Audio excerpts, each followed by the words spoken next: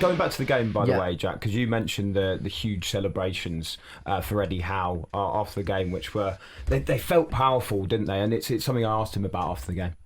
Given your celebrations at the end with the Newcastle fans, does it feel as if it's a bit of pressure off your shoulders?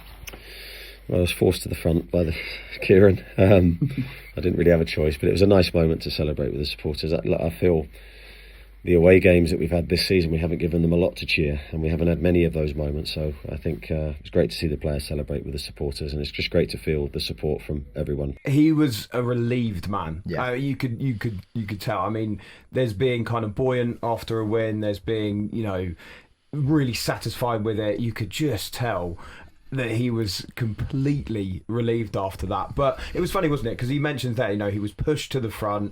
You know what he's like. Doesn't really like that limelight. But I feel like when he then was at the front, the fist pumping, it was actually reminiscent of the Carabao Cup final. Yeah. Genuinely was. Yeah. And that showed, I think, the amount of pressure being lifted off his shoulders. But when you're standing in front of him doing the interview, which you were doing, can you see it? Because he's not hugely expression man as a rule. Can you see? I thought he looked a bit knackered, to be honest. Even after the win, thinking, oh dear me, this is getting harder. It's a great win, but now I've got to think about what the future is. How we're going to take it on. How do I win the title by 2030? Goodness knows, there's a million things spinning around his head. Yeah. What did you see in his face? I feel like, I think you mentioned earlier that he feels a lot more honest. He was so honest, wasn't he, after that Brentford game?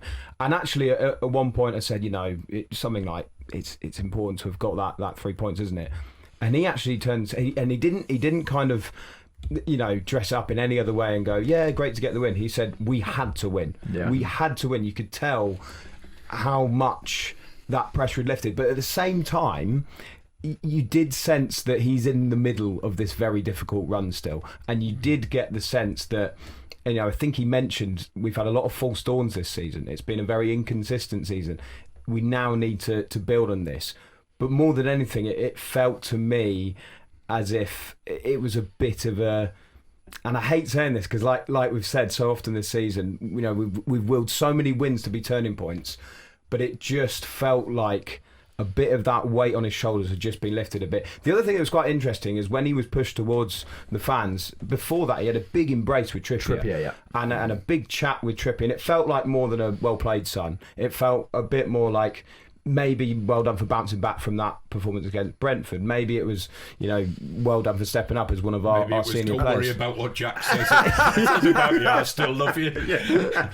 Maybe. It could be that. Yeah, no. But it's about a praise trigger, actually. Yeah. But at least I think it showed, and I would have been surprised anyway, but it shows, doesn't it, Jack, that there is still that strength and that bond in that dressing room with Howe and the players. I think we've become, increasingly online, I've seen a massive divide between the Eddie Howe in and Eddie Howe out faction, where there's kind of no real nuance between it. But I think anyone on either side can never tell me that Eddie Howe does not give absolutely everything every day to make Newcastle United as good as they can be. Like, he was on about a couple of weeks ago, he was like, I don't even sleep much. Like, you can tell he's that type of bloke where every single waking moment is obsessed with how can I get Newcastle to win games. And that is ultimately, as the club, as a passionate fan base as we are, I think that's all we actually want realistically from the manager. Someone who is totally committed, rather than maybe some of the other ones we've had who took numerous days off. Don't we know that anyway? We've always known that, haven't we? Well, yeah, I know, but I think it was great to see. It's still important to see. I think it's more important to recognise it when it's maybe not going as well. I think it's easier to sort of talk about it when it's going well, but I think it's more important to maybe recognise that no matter what the situation is, he's doing everything he can to change it. And I thought the embrace of Trippier was massively important. I think the fact Trippier came out and said, look, this isn't on the manager, this is on us as players. And then, to be fair to Trippier, yes, I have criticised him. I don't think he should be playing as many games as he is at the moment. I know that's more down to squad building and team delivery his injury, but still, he delivered a really good performance. And as a leader in the dressing room, he pushed Eddie out of the front. He gave Eddie Howe his adulation that he deserved. And what I will say is, it's clear that the players have not even remotely turned, because I saw some suggestion that after the Brentford game, they felt like some of the players weren't working hard or whatever, and they turned on Eddie Howe. And there is not a chance that dressing room has turned. They appreciate what he's done for them as individuals and as a collective, and they are sticking with him no matter what. I mean, when you look at Howe's performance recently, though, Sean, like you say, hugely important 3 points, but it is against a poor Tottenham team. The run is still about to get harder. You've got Villa in the cup to come, which we're going to talk about in just a moment. You've got a very long trip to Karabag, who, by the way, are no mugs. That's a trickier game than it might seem. They're not top of the league though. True. Done your research, Sean.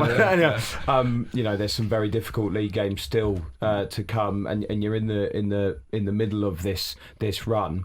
But like Jack says there, it was interesting to hear Trippier come out and say, look, as much as the pressure's been on the manager, this was on us as players too. They always say that, though, don't they? But also, it was interesting, I thought, because Howe, in that Brentford press conference, said that he couldn't demand more effort for himself, but he said he needs to work things out. But he actually did say, and some of these players, they need to look at themselves, they need to be looking at their performances and raising those levels. And I don't know, it just felt with the reaction at the end of that game that it was also the players saying, look, we're still fighting for you, and we understand that we haven't been good enough. But it's like what I say, it's kind of phase one of Eddie has been done now. He's turned us into a competitive side that's won a trophy, that is capable of challenging the best teams but probably not overtaking them, and he's may well be thinking, what is phase two of this plan, project, whatever? The CEO has said it's to win the league, and he's probably thinking, I'm not sure that's totally realistic, but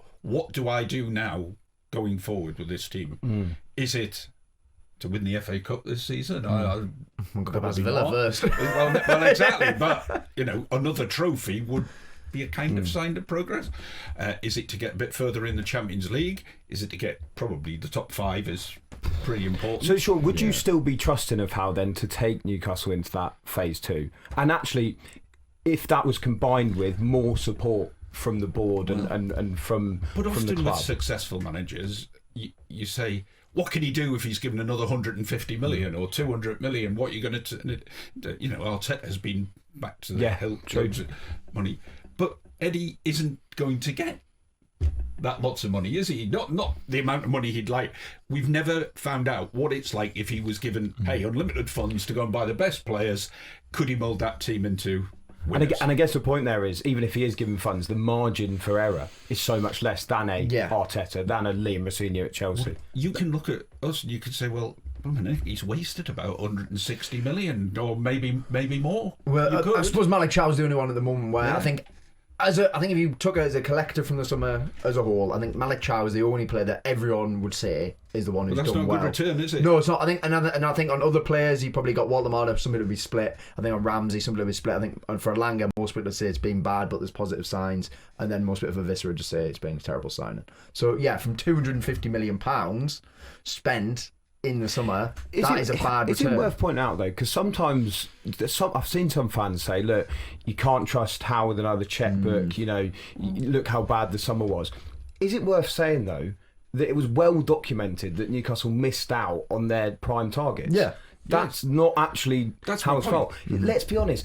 Do you really think that Jan Wisser was top of that target list? Of course he wasn't. Was not, no. So as much as... All right, you can criticise the club for the signings and you can say that they did waste the money. Is it completely fair to say, well, we can't trust this guy with another checkbook? Because actually, the targets he wanted, he didn't actually get. I agree. I think you're right. So he's obviously had some say in what we got as backup, if you like. Yeah. Well, he was the sporting director in the summer. He was, because there was no one actually we didn't in have place. a sporting director.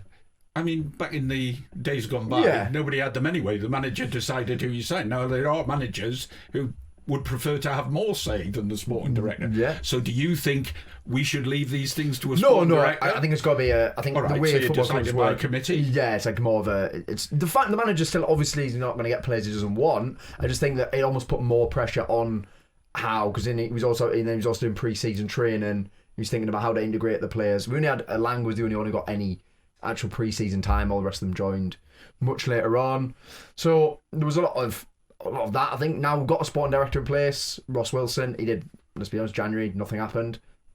Big summer for him. I think there'll be a lot of pressure on him in the summer, but one thing he did say, which I thought was important, was he said that we're going to look away from Premier League proven. We're going to go and have a look at European and look at maybe the likes of Sven Botman, Alexander Isak, which has worked better, who've turned out to be arguably our 3 best signings, really. But what is a good manager? Is a manager who goes out, identifies some players who are a bit under the radar, who you can get in for 30 million, you turn them into great players, or is it somebody who's with an open checkbook, able to mould the best team to dominate English football? And maybe the frustration with Eddie, given his track record as a manager with smaller clubs before he got to ours, he's thinking, I never quite get the chance. This might sound ridiculous to supporters of other clubs because he has spent a lot of money. I never quite get the chance with this big club to make it into what I really wanted to because I'm restricted. Yeah. I do have some sympathy for that. But other fans in the Premier League don't. They think you've spent a fair few quid and it hasn't.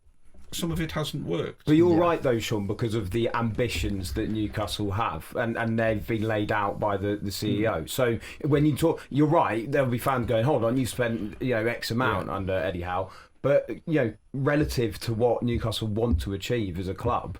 And the restrictions that have been in place, how frustrating have some of those windows been recently? And like we say, the margin for error is just so small. Just on Howe too. Obviously, it's ironic that you play Tottenham and obviously Thomas Frank then gets sacked. And I feel like the noise after the Brentford game, especially with the booing after the game, was probably the loudest it's been for a potential change of manager. What are your views on that, Jack? Because I kind of look at the Spurs situation at the moment, and let's be honest, they're in a much worse position than Newcastle right now. But they're scrambling around, looking for an interim, maybe looking at bringing in Robbie Keane. They've got a pipe dream of getting Pochettino back potentially. They've got a pipe dream of trying to attract Xabi Alonso to the club. Is there a sense for you that as much as there have been a few failings this year from Howe, and as much it has been frustrating, sometimes is the grass always greener in terms of a change, given that there's just, for me, just so limited in terms of candidates out there? Yeah, it's definitely not. I think one thing I get from the Howe out people is I do understand their view of they think he's taken us as far as possibly can, and I think that we've got to reserve judgment until the end of the season. I certainly don't think there'll be any change in the end of the season, no matter how badly the rest of the season goes. But I don't think there would be a change towards it, like in the middle of the season. At the end of the season, there might well be a review of everything, just simply because of this year feels like a missed opportunity, no matter what. When I look at the rest of the Premier League, I look at the fact we've dropped 19 points in winning positions. It feels as if we've been in games and in positions to have taken much more points than we should have done. And in the end, we've ended up finished at the moment, we're mid-table, when we probably could and should be way higher, realistically, when you look at the strength of the league. So do get that. Equally, I do think you've got to take into account actually everything Eddie Howe's done for Newcastle.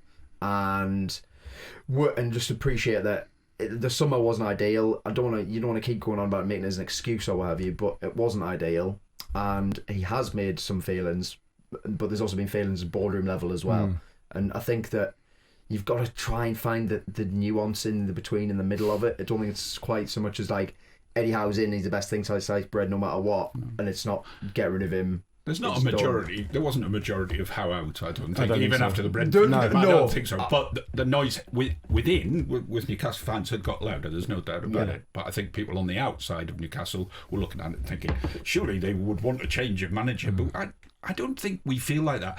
Where Eddie is slightly has a problem. If you look back, we've always booed somebody. In the history of Newcastle, right? So Steve McLaren had a fair share. You either boo the manager or you boo the chairman or the owner. Historically, you can go way back. You can't really boo the Saudis. Saudis out because they've got a lot of money, and who is it that would be booing anyway? Well, they're never there, are they? So the focus becomes totally on the manager because they can't do anything about the owners. Previously, when you got Mike Ashley, I mean, Rafa Benitez got a complete free ride. He did, actually. You've got no chance, Rafa, and he kept saying, I've got no chance, what can I do with this man in charge? So everybody just booed Mike Ashley. Rafa, in some ways, got away with it. I mean, and he played at times some pretty terrible football, but he got away with it because we felt he had both hands tied behind his back. So all the focus comes onto the management team, as I say, because you can't. There's nothing you can do with the Saudi owners anyway, so no point booing them.